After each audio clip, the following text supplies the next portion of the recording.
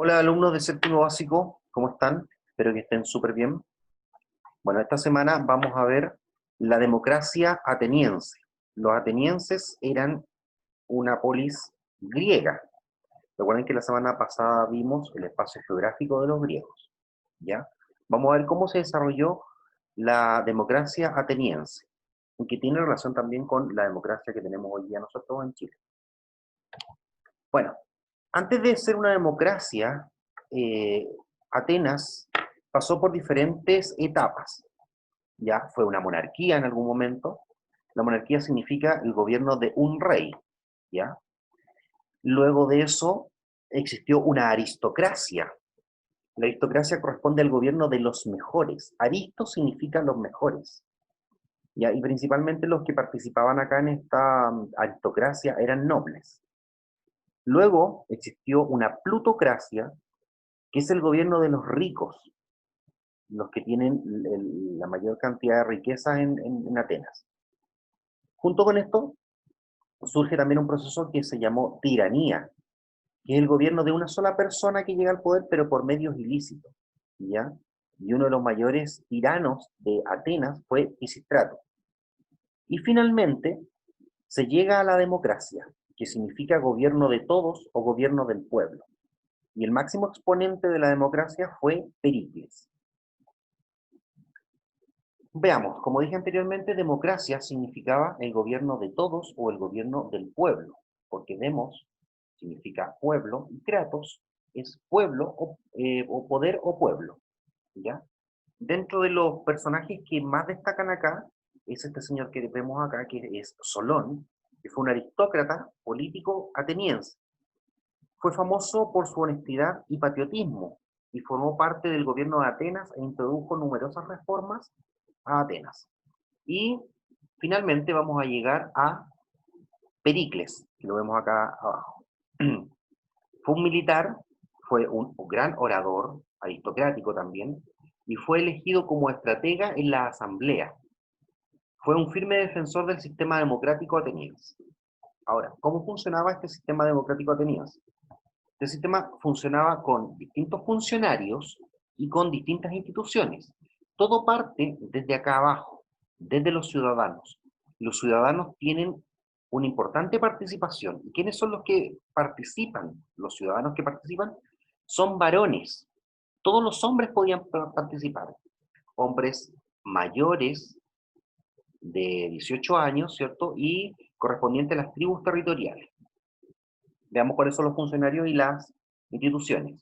Primero, tenemos los arcontes, que cumplían funciones civiles, judiciales y religiosas. Administraban la ciudad y eran elegidos anualmente por sorteo entre candidatos provenientes de los diferentes distritos. Tenemos el aerópago, que es un tribunal compuesto por ex arcontes, o sea, por ex funcionarios de acá. Y fue cediendo atribuciones de a poco a la Eliaia, que es una institución también. La Eliaia la componían 6.000 funcionarios, y es un tribunal popular compuesto por sesiones, por jueces de cada distrito, y eran elegidos mediante sorteo. Tenemos también los estrategas, que son 10 funcionarios, y se elegían cada uno de los 10 distritos que habían, y se hacían cargo de los asuntos militares y de la defensa de la ciudad. La iglesia, la iglesia era una institución bastante importante porque allí se formaba la Asamblea Popular, donde participaban todos los ciudadanos. ¿Dónde funcionaba la iglesia? Funcionaba en el ágora. Y el ágora era el centro de la ciudad donde estaba la plaza, ¿ya? Entonces, como dije, la iglesia era la Asamblea Popular en la que podían participar todos los ciudadanos. Se reunía a propuesta de la Bulé, que es otra institución, y algunas de sus atribuciones eran elegir a los estrategas y apodectas, votar por las leyes propuestas por la Bulé y aplicar el ostracismo. El ostracismo era cuando, cuando los atenienses estaban descontentos con algún ciudadano y lo expulsaban de Atenas. Bueno, tenemos los apodectas, que eran funcionarios recaudadores de las finanzas públicas y asistían al tesorero elegido por la asamblea. Y finalmente tenemos la Bulé, donde participaban 500 funcionarios. Y este era un consejo de renovación anual, cuyos miembros eran elegidos por distrito, preparaban los proyectos de ley, que luego eran discutidos en la iglesia. Si nos damos cuenta, la bulé y la iglesia, ¿con qué creen ustedes que tiene relación hoy día? Tiene relación con el Congreso, ¿ya? Porque en el Congreso, lógicamente, hoy día se discuten las leyes. Los arcontes, el aerópago y la ELEAIA son tribunales de justicia, ¿cierto? Entonces también tienen que ver con el poder judicial hoy día, ¿ya? Y bueno, los apodectas, como dice acá, recaudadores de finanzas, que tienen que ver también con las instituciones financieras, no los bancos, las instituciones que llevan como la contabilidad de nuestro país, como por ejemplo la Tesorería General de la República.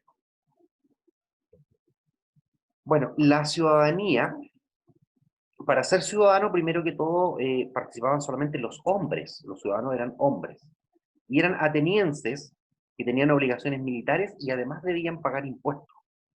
Pese que el sistema promovía la participación directa en asuntos concernientes a la polis, este tenía limitantes, ya que solo hombres libres, mayores de 18 años y nacidos en Atenas, podían tomar decisiones. Es decir, la mayor parte de la población residente en Atenas no formaba parte de la ciudadanía. Recordemos entonces, los ciudadanos en Atenas eran hombres mayores de 18 años, tenían que haber nacido en Atenas, ¿ya? Mayor de 18 años, haber nacido en Atenas, y solamente podían participar los hombres en las asambleas populares.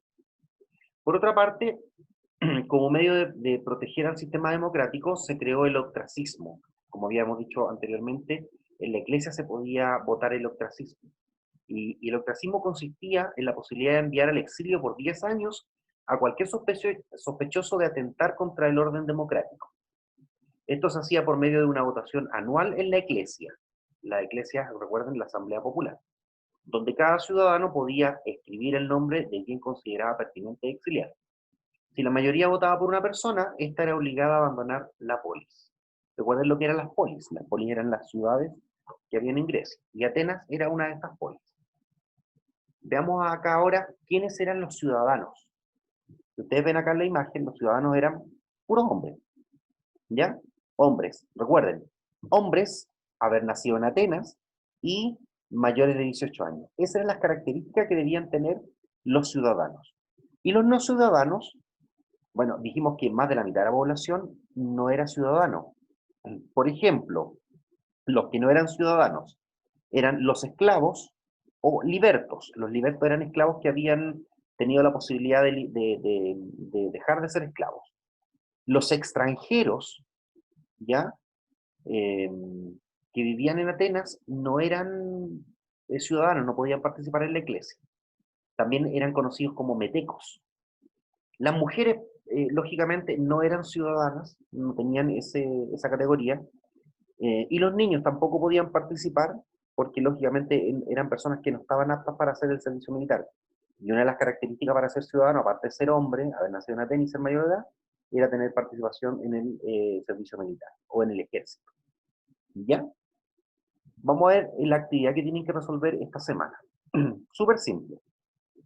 Primero, responder estas preguntas que aparecen acá. ¿Quiénes eran considerados ciudadanos y no ciudadanos en Atenas?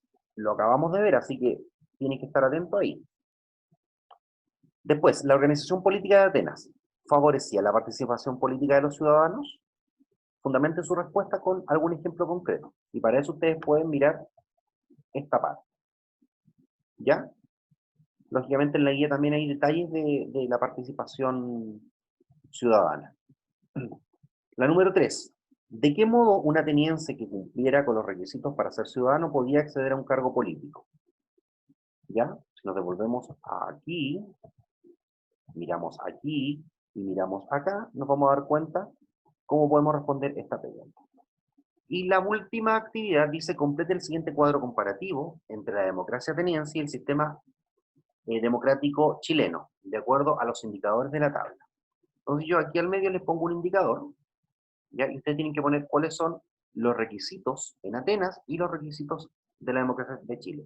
La verdad es que la mayoría de los requisitos de la democracia de Chile aparecen en la guía, en la actividad. Entonces ustedes básicamente tienen que comparar esto y llevar a cabo, ¿cierto?, las obligaciones o el indicador que afecte a la democracia ateniense. Por ejemplo, aquí les puse una sola, que corresponde a cuáles son los requisitos para ser ciudadanos, que tiene que ver con algunas preguntas que hay acá, ¿ya?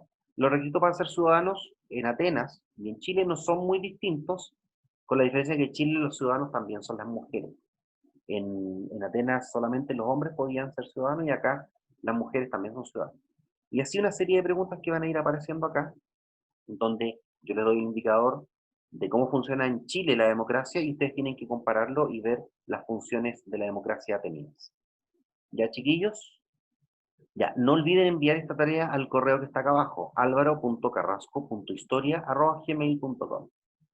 Bien, que les vaya súper bien esta semana. Recuerden mandarme la guía y nos vemos la próxima semana con un nuevo video. Que estén muy bien. Chao.